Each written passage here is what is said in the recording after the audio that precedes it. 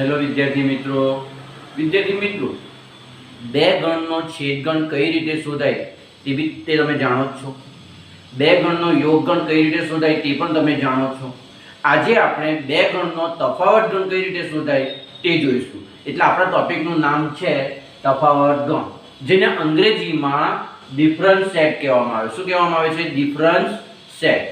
હવે વિદ્યાર્થી મિત્રો એની વ્યાખ્યા શું છે તે પહેલા સમજી લઈએ. ખૂબ જ ઈઝી વ્યાખ્યા છે. ગણ A અને ગણ B નો આ જ ક્રમમાં તફાવત ગણ. આ જ ક્રમ એટલે પહેલા A રાખવાનું અને પછી B.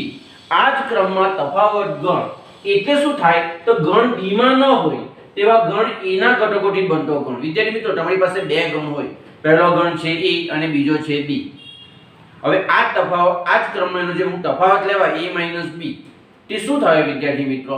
તો ગણ A માં હોય પરંતુ ગણ B માં ન હોય તેવા જે ઘટકો હશે ને તેનાથી જે ગણ બનશે ને તેને શું કહેવાશે? A અને B નો તફાવત ગણ. જેને સંકેતમાં શું લખાય? A - B.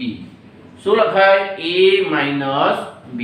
હવે વિદ્યાર્થી મિત્રો A - B એટલે શું? સિમ્પલ ભાષામાં કેવું હોય તો ગણ A માં હોય પરંતુ ગણ B માં ન હોય તેવા ઘટકોથી બનતો ગણ. એટલે તમને કોઈ પૂછે કે A - B એટલે શું, તો તમારે શું કહેવાનું કે ગણ A માં હોય પરંતુ ગણ B માં ન હોય તેવા ઘટકોથી બનતો ગણ એટલે A - B. હવે કોઈ ટ્વિસ્ટ કરીને પૂછે તો એટલે તમને એમ પૂછે કે B - A એટલે શું, તો વ્યાખ્યા બદલાઈ જશે. B - A એટલે શું થશે વિદ્યાર્થી મિત્રો? ગણ B માં હોય પરંતુ ગણ A માં ન હોય તેવા ઘટકોથી બનતો ગણ. એટલે માઈનસ પછી જે આવે ને તેના ઘટકો લેવા નહીં. દાખલા તરીકે A - B છે તો કોના ઘટક લેવાના નહીં? તો માઈનસ પછી B છે એટલે B ના ઘટકો લેવા નહીં. તે રીતે B - A હોય તો કોના ઘટકો લેવા નહીં? A ના ઘટકો લેવા નહીં. ખ્યાલ આવી ગયો? ચાલો ઉદાહરણ દ્વારા સમજવાનો પ્રયાસ કરીએ. ખૂબ જ સરળ છે. તો A બરાબર શું છે વિદ્યાર્થી મિત્રો? 1 2 3 4 5 6 છે અને B બરાબર 2 4 6 8 છે. હવે મને A - B જોઈએ છે તો હું શું કરા? સૌપ્રથમ તો A લખી દેવા 1 2 3 4 5 6 માઈનસ હું શું લખા? B ના ઘટકો લખીશ 2 4 6 8 ઇઝ ઇક્વલ ટુ. જોજો વિદ્યાર્થી મિત્રો વ્યાખ્યા શું કહે છે કે A માં હોય પરંતુ B માં ન હોય એવા ઘટકો મને જોઈએ છે. ચાલો ચેક કરીએ. આ તમારો A છે, આ B છે, તો 1 એ A માં છે, આ A છે અને આ B છે, બરાબર? તો 1 એ A માં છે પરંતુ B માં નથી એટલે 1 લેવાશે. 2 બંનેમાં છે એટલે ન લેવાય. 3 A માં છે પરંતુ B માં નથી એટલે આપણે તેવા જ ઘટકો જોઈએ છે જે A માં હોય પરંતુ B માં ન હોય એટલે 3 A માં છે પરંતુ B માં નથી એટલે લેવાશે. 4 બંનેમાં છે એટલે ન લેવાય. 5 તો 5 A માં છે પરંતુ B માં નથી એટલે 5 લેવાશે. 6 A માં છે B માં પણ છે એટલે 6 ન લેવાય. એટલે આટલા ઘટકો થયા. સો A માં હોવા જોઈએ પરંતુ B માં ન હોવા જોઈએ. તમે ચેક કરી શકો છો. 1 A માં છે પરંતુ B માં નથી. 3 A માં છે પરંતુ B માં નથી. 5 A માં છે પરંતુ B માં નથી. તો આને શું કહેવાશે વિદ્યાર્થી મિત્રો? A અને B નો તફાવત ગણ. વિદ્યાર્થી મિત્રો તમે બીજી રીતે પણ આને સમજી શકો. ખૂબ જ ઈઝી છે. આ જ વસ્તુ હું અહીં સમજાવું છું. તો A - B એટલે શું? તો 1 2 3 4 5 6 માઈનસ B એટલે 2 4 6 8. હવે તમારે શું કરવાનું? તમને A - B જોઈએ ને તો સૌપ્રથમ બંનેમાં કોમન શું છે તે કેન્સલ કરી નાખો. 2 કેન્સલ, 4 કેન્સલ, 6 કેન્સલ. બંનેમાં જે કોમન હોય તે કેન્સલ કરી નાખવાનું. કરી નાખ ત્યારબાદ તમારે શું કરવાનું? બીજો જે ગણ હોય ને તેને સાફ કરી નાખો. તો હવે કયા ઘટકો રહી ગયા વિદ્યાર્થી મિત્રો? 1 3 5. તો તમારો આન્સર આવી ગયો 1 3 5. ચાલો એટલે પહેલા બંનેમાં કોમન હોય તે કેન્સલ કરી નાખવાનું, પછી માઈનસ પછીનો ગણને ઉડાડી દેવાનો. એટલે જે રહી ગયા ઘટકો તે શું થશે? A - B. બરાબર? એટલે આ રીતે બી તમે સમજી શકો. ચાલો હવે B - A કીધું છે એટલે B એટલે 2 4 6 8 આ તમારો B છે. માઈનસ A એટલે 1 2 3 4 5 6 આ તમારો a છે. હવે આપણને b - a જોઈએ છે. b - a એટલે b માં હોય પરંતુ a માં ન હોય. ચાલો, b માં હોય પરંતુ a માં ન હોય તેવા ઘટકો લખાવો. તો 2 બંનેમાં છે એટલે ન લેવાય, 4 બંનેમાં છે એટલે ન લેવાય, 6 બંનેમાં છે એટલે ન લેવાય, 8 તમે જોઈ શકો છો 8 એ b માં છે પરંતુ a માં નથી એટલે 8 લેવાશે. તો આ 8 એક એવો ઘટક મળ્યો આપણને જે b માં છે પરંતુ a માં નથી એટલે શું મળશે? b - a 8. બીજી રીતે સમજવું તો આ રીતે બી સમજી શકાય કે b - a ઇક્વલ ટુ પહેલા b લખી લો 2 4 6 8. આપણે કઈ રીતે સમજવું એ આપણા પર આધાર રાખે વિદ્યાર્થી મિત્રો, બરાબર?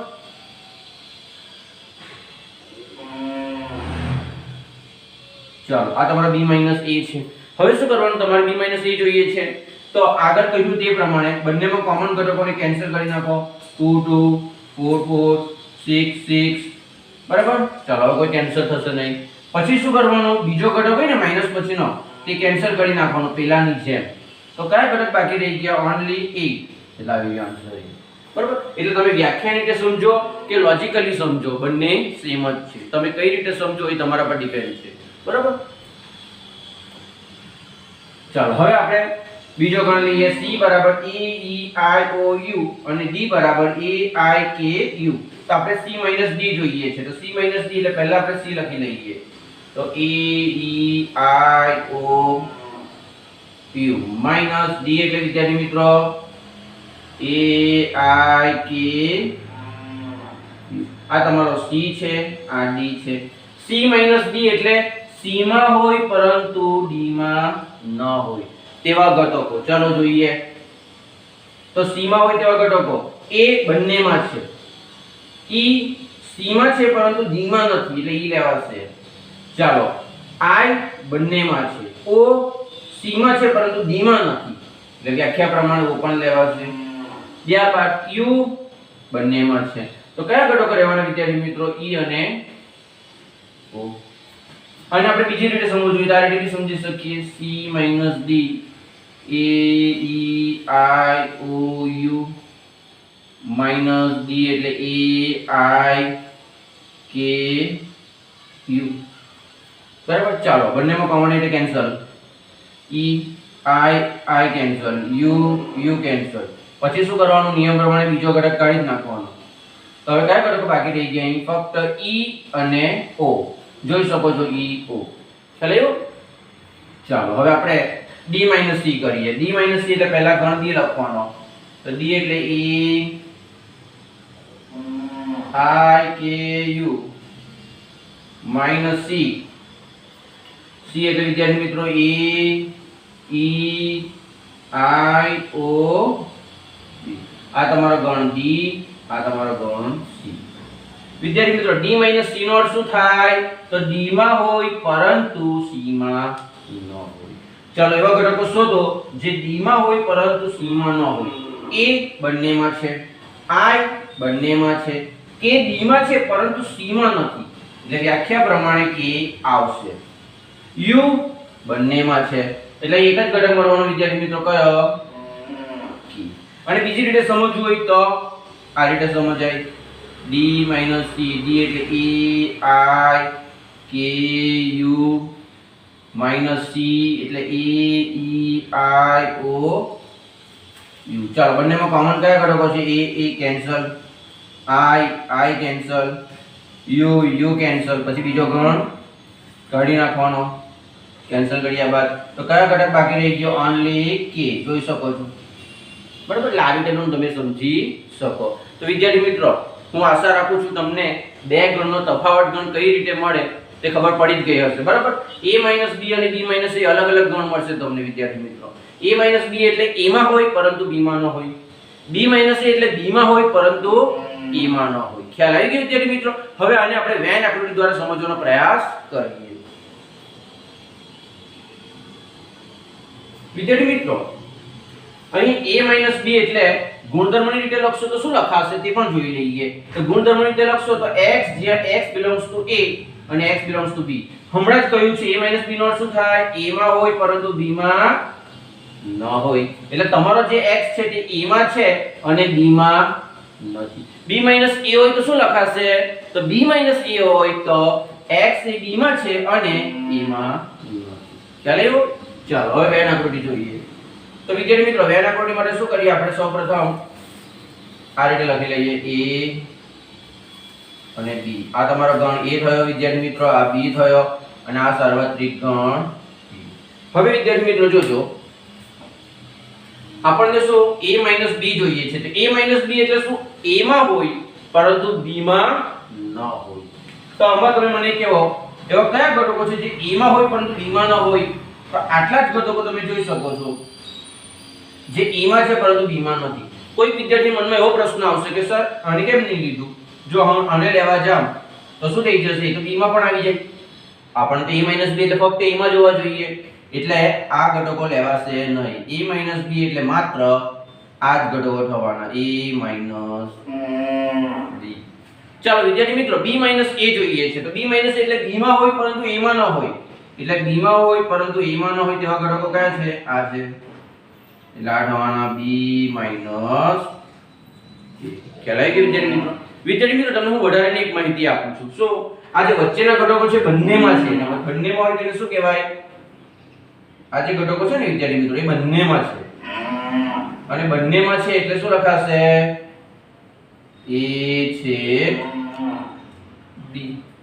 ખ્યાલ આવી ગયો? એટલે a b એટલે તો a b એટલે આ, b a એટલે આ ભાગ અને a છેદ b એટલે આ જે ડોટ પાડ્યા ને તે ભાગ થશે. વિદ્યાર્થી મિત્રો a b ને માત્ર a અથવા ફક્ત a પણ કહેવાય. તે જ રીતે b a ને માત્ર b અથવા તો ફક્ત b પણ કહેવાય.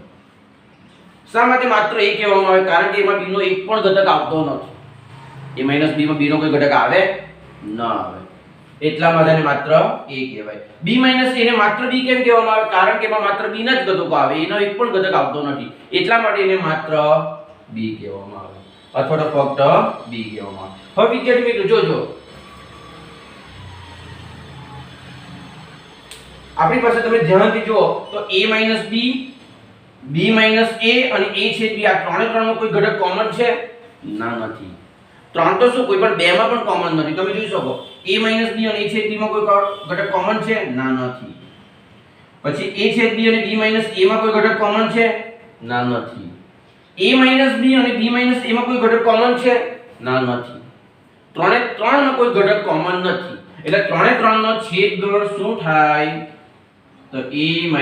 આ તમારે યાદ રાખવાનું કે a b પછી a છેદ b અને b a. આ ત્રણ ગણનો જો છેદ ગણ લેવ તો મને શું મળે? ખાલી ગણ. અને છેદ ગણ ખાલી ગણ મળે તો આપણે વ્યાખ્યા પ્રમાણે શું કહેવાય? અલગ ગણ. એટલે આ ત્રણ શું થશે? અલગ ગણ. એટલે therefore a b a છેદ b અને b a અલગ ગણ છે. ખ્યાલ આવી ગયો વિદ્યાર્થી મિત્રો? એટલે ત્રણ અલગ ગણ છે એનો મતલબ એવો છે તમે કોઈ પણ બે લેશો ને તો પણ એ અલગ ગણ જ થશે, બરાબર? એટલે અહીં તમે એવું પણ કહી શકો આ બે ગણ અલગ ગણ છે, તમે એવું પણ કહી શકો આ બે ગણ અલગ ગણ છે, અથવા તમે એવું પણ કહી શકો કે આ બંને ગણ અલગ ગણ છે. ખ્યાલ આવ્યો વિદ્યાર્થી મિત્રો? તો a b અને b a કોને કહેવાય તે તમને ખ્યાલ આવી ગયો હશે, હું એવી આશા રાખું છું. લખી લો.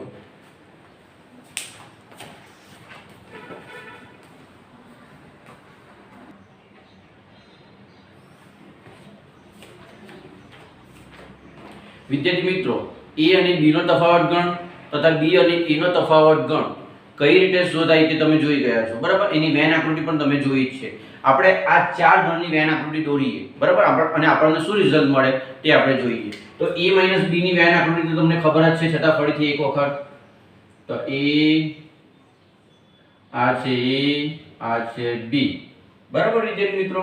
તો હવે a b શું થશે? તો આ જે ગણ મળવાનો હતો a b થશે. આ સાર્વત્રિક ગણ કેપિટલ U, એટલે આ ગણ શું થવાનો? a b. ચલો આની વેન આકૃતિ દોરીએ.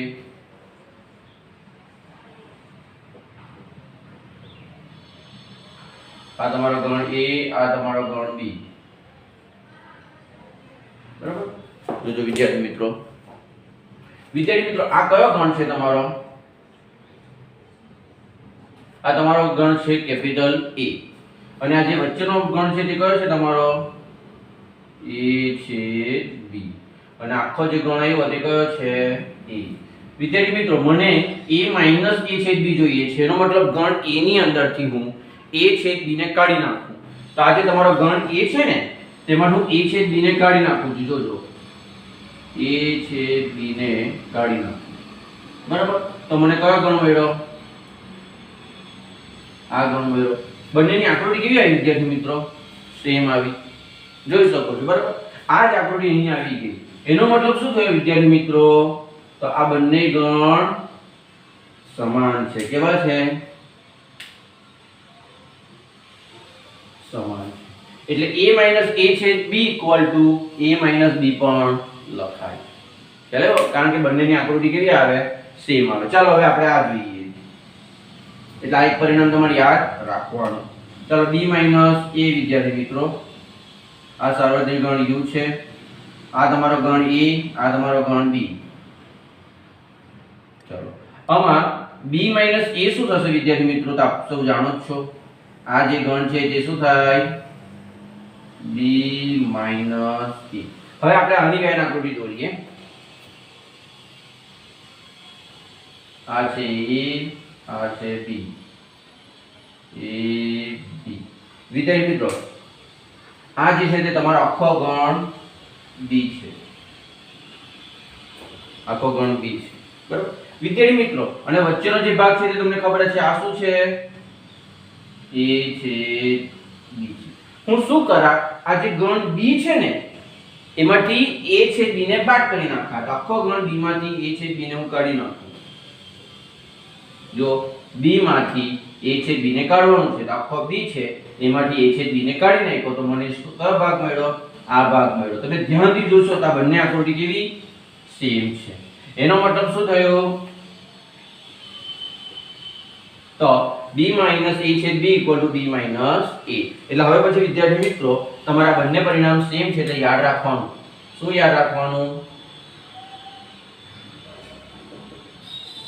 નંબર 1 કે A minus B equal to A minus A છેદ B. તમે આખા A માંથી A છેદ B ને કાઢી નાખશો તો જે ભાગ મળશે તે આ જ મળશે, અને એ ભાગ એટલે કયો? A minus B. Number 2 B minus A equal to B minus A છેદ B.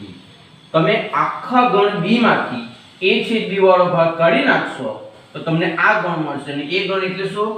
B minus. તો આ બે પરિણામ તમારે યાદ રાખવાનું. ખ્યાલ આવી ગયો? લખી લો.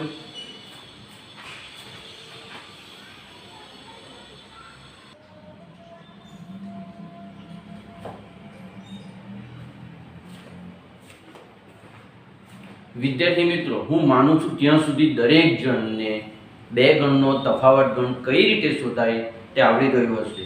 હવે આપણે એને રિલેટેડ એક્સરસાઇઝ જોઈએ. તો સ્વાધ્યાય 1.4 ક્વેશ્ચન નંબર 9. હવે વિદ્યાર્થી મિત્રો, અમે ટોટલ તમને કેટલા સવાલ પૂછ્યા છે? 12 સવાલ પૂછ્યા છે. પણ મેં શું કર્યું? 12 માંથી 6 હું કરાવીશ ને બાકીના 6 તમારે કરવાનું રહેશે. એટલે એકી સંખ્યામાં જેટલા છે તે હું કરાવીશ અને બેકી સંખ્યામાં જેટલા છે તે તમારે કરવાનું. ખૂબ જ સરળ છે વિદ્યાર્થી મિત્રો, જાતે ટ્રાય કરજો. બરાબર? ચાલો, તો 1 3 5 7 9 અને 11 હું કરાવીશ. 2 4 6 8 10 અને 12 એ તમારે હોમવર્કમાં કરવાનું રહેશે. બરાબર? ચાલો, તો શું કહ્યું છે આમાં? તો તમને 4 ગણ આપવામાં આવ્યા છે. ગણ A B C અને D. તેના પરથી તમારે A C, A D, C A, B C, C D અને C D શોધવાનું છે. બાકીના 6 માં શું પૂછેલું છે તે તમે ટેક્સ્ટબુકમાં જોઈ લેજો અને એ પ્રમાણે શોધી કાઢજો. બરાબર? તો ચાલો, નંબર 1 A C શોધીએ. તો A C શું થશે? તો પહેલા ગણ A લખો. 3 6 9 12 15 18 21 માઈનસ, ચાલો C એટલે 2 4 6 8 10 12 14 16 વિદ્યાર્થી મિત્રો e માઈનસ c નો શું થાય e માં હોય પરંતુ c માં ન હોય તેવા ઘટકો આના માટે મેં તમને એક ટેકનિક આપી છે તેનો તમે યુઝ કરશો તો વધારે વિચારવું ના પડે શું કરવાનું સૌપ્રથમ બંનેમાં જે કોમન છે તેને કેન્સલ કરી નાખો તો બંનેમાં કોમન 3 છે ના 6 બંનેમાં છે તો કેન્સલ કરી નાખો 9 નથી 12 બંનેમાં છે કેન્સલ કરી નાખો 15 નથી 18 નથી 21 નથી પછી શું કરવાનું વિદ્યાર્થી મિત્રો જે બીજો ગણ છે કાઢી નાખવાનો આ સમજાવવા પૂરતું છે બરાબર તમે એવું નહીં કરતા એટલે કયા ઘટકો બાકી રહી ગયા 3 9 15 18 21 બરાબર આ તમને સમજાવવા માટે લખ્યું છે તમારે કેન્સલ કરવાનું નથી તમારે તો જે ઘટકો હતા તે લખી જ દેવાના કયા 2 4 6 8 10 12 14 બરાબર આ સમજાવવા માટે કેન્સલ કરી દઈશું નંબર 2 સોરી નંબર 3 તું તો તમારા હોમવર્કમાં કરવાનું છે શું છે e માઈનસ d તો e માઈનસ d એટલે શું થશે તો e ના ઘટકો 3 6 9 12 15 18 21 માઈનસ d ના ઘટકો શું છે 5 10 15 20 ચાલો e માઈનસ d નો શું થાય e માં લેવાના ઘટકો પરંતુ d ના ઘટકો લેવાના નથી બરાબર એટલે e માં હોય પરંતુ d માં ન હોય તેવા ઘટકો ફરીથી આપણે ટેકનિકનો યુઝ કરીએ શું કરીએ તો આપણે જાણીએ છીએ બંનેમાં કોમન હોય તે કેન્સલ કરી નાખવાનું તો 3 છે બંનેમાં નથી 6 નથી 9 નથી 12 નથી 15 છે 18 નથી 21 નથી એટલે તમારા આન્સર શું આવશે વિદ્યાર્થી મિત્રો હવે નિયમ પ્રમાણે આ બીજો ગણ છે તેને હું કેન્સલ કરી નાખતો છું પણ હું અત્યારે કેન્સલ કરીશ નહીં તમારે સમજી લેવાનું તો બાકી રહ્યા કયા ઘટકો તે લખી દેવાના તો પહેલા ગણના ઘટકો જ લખવાના એટલે 3 6 9 12 18 કેન્સલ કર્યા બાદ જે કોમન છે કેન્સલ કર્યા બાદ પહેલા ગણના જે ઘટક રહી ગયા ને તે જ તમારે લખવાનું આમાં પણ કેન્સલ કર્યા બાદ પહેલા ગણના જે ઘટક રહી ગયેલા તે જ મેં લખેલા ચાલો આવી ગયો ત્યારબાદ નંબર 3 હવે 5 ચલો નંબર 5 માં શું છે c માઈનસ a ચલો c એટલે 2 4 6 8 10 12 14 16 માઈનસ a એટલે 3 6 9 12 15 18 21 ચલો આનો અર્થ શું થાય c માં હોય પરંતુ a માં ન હોય તેવા ઘટકો કઈ ટ્રીકનો યુઝ કરીશું બંનેમાં કોમન હોય તે કેન્સલ કરી નાખવાનું અને પહેલા ગણમાં જેટલા ઘટક બાકી રહી ગયા તે લખી દેવાનું બરાબર તો બંનેમાં કોમન હોય તેવા 2 તો નથી 4 પણ નથી 6 બંનેમાં છે એટલે કેન્સલ 8 નથી 10 નથી 12 બંનેમાં છે એટલે કેન્સલ 14 નથી 16 નથી તો હવે કયા ઘટકો બાકી રહી ગયા કેન્સલ કર્યા બાદ પહેલા ગણમાં જે ઘટક બાકી રહી ગયા ને તે તમારે ધ્યાન પર લેવાનું અહીં કેમ આના ઘટકો લીધેલા અહીંયા આપણે આના ઘટકો લીધેલા તેમ અહીં આના ઘટકો જ લઈ લેવાના જે બાકી રહી જાય છે કયા કયા બાકી રહી જાય વિદ્યાર્થી મિત્રો 2 4 8 10 14 16 ચલો તો આ તમારો c માઈનસ a થવાનું બરાબર વિડિયો પોઝ કરીને લખી લેજો બરાબર હવે આપણે આગળ જોઈએ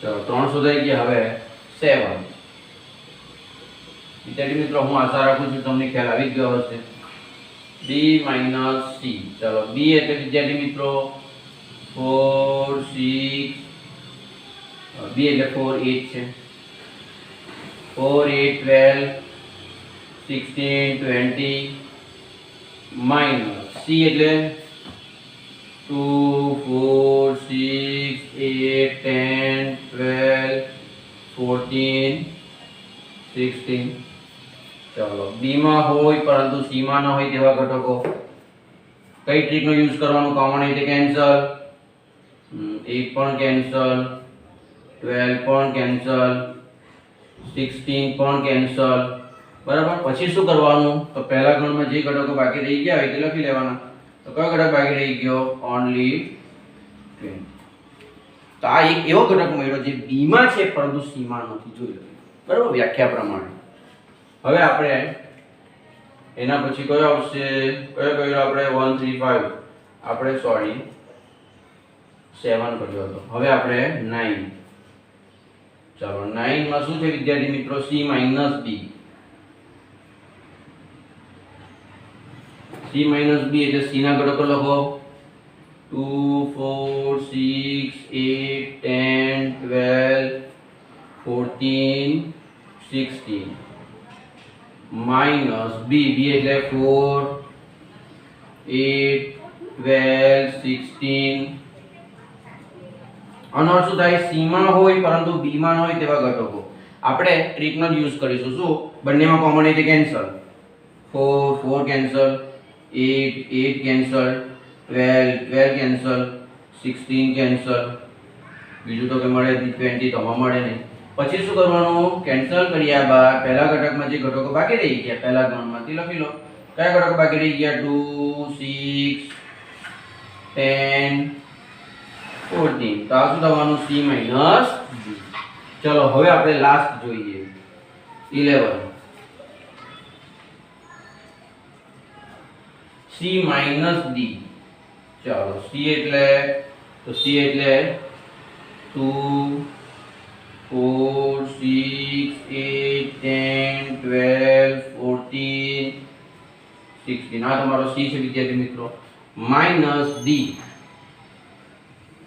5 10 15 20 ચાલો c - d એટલે c માં હોય પરંતુ d માં ન હોય તેવા ઘટકો ટ્રીકનો યુઝ કરીએ તો શું કરીએ બંનેમાં કોમન હોય તે કેન્સલ કરી નાખીએ તો 10 આમાં છે આમાં પણ છે 5 5 તો નથી 15 નથી 20 નથી બંનેમાં કોમન હોય તો એક જ ઘટક છે પછી લખવાનું શું તો પહેલા ગણમાં જે બાકી રહી ગયા તે જ લખવાના તો કયા બાકી રહી ગયા 2 4 6 8 12 14 16 તો વિદ્યાર્થી મિત્રો આ શું થયું c - વિદ્યાર્થી મિત્રો જે રીતે આપણે 1 3 5 7 9 અને 11 કર્યા ને તે જ પ્રમાણે તમે 2 4 6 8 10 અને 12 આ એક્ઝામ્પલ પણ કરી શકો જાતે બરાબર તો એ તમારા હોમવર્કમાં કરવાનું છે આટલું લખી લો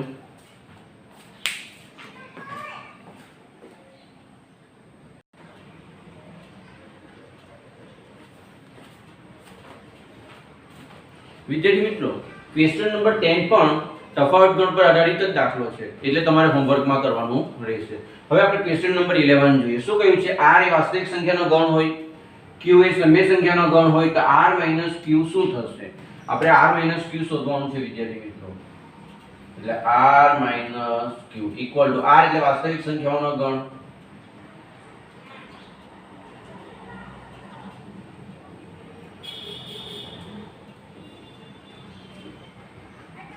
એમાંથી આપણે શું કરવાનું છે સમય સંખ્યાનો ગણ બાદ કરવાનો છે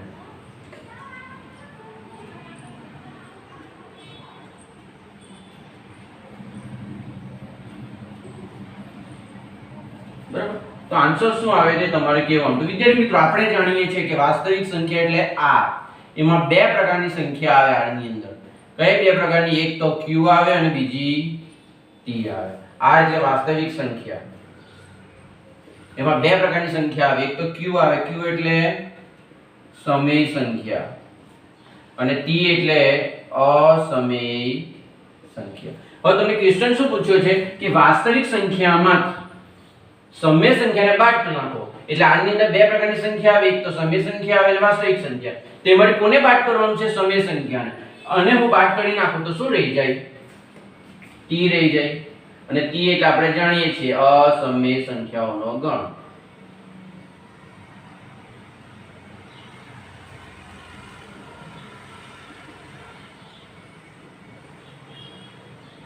બરાબર. માની લો વિદ્યાર્થી મિત્રો તમને આવું કંઈક પૂછેલું હશે કે r - t શું થાય? બરાબર, એક્સ્ટ્રા છે.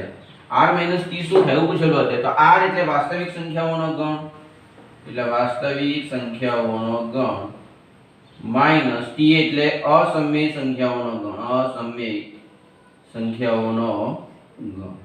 તો વાસ્તવિક સંખ્યા છે વિદ્યાર્થી મિત્રો, તેમાં બે પ્રકારની સંખ્યા આવે, એક તો સમય આવે અને અસમય આવે. હવે વાસ્તવિક સંખ્યામાંથી અસમય સંખ્યાને કાઢી નાખવા કીધું છે તો રહી જશે કઈ સંખ્યા? સમય સંખ્યા. તો તમારો આન્સર શું આવશે? q. q એટલે સમય સંખ્યાઓનો ગણ. એટલે વિદ્યાર્થી મિત્રો વાસ્તવિક સંખ્યામાંથી સમય સંખ્યાને કાઢી નાખો ને તો અસમય સંખ્યા રહી જાય, અને વાસ્તવિક સંખ્યામાંથી અસમય સંખ્યાને કાઢી નાખો ને તો સમય સંખ્યા રહી જાય. ખ્યાલ આવી ગયો વિદ્યાર્થી મિત્રો? તો અહીં આપણો તફાવત ગણનો જે કોન્સેપ્ટ હતો તે ફિનિશ થાય છે. બરાબર, નેક્સ્ટ ટાઈમ આપણે નવા ટોપિક સાથે મળીશું. હોમવર્કમાં જે પણ દાખલાઓ આપ્યા છે તે તમે ટ્રાય કરજો, ખૂબ જ સરળ છે.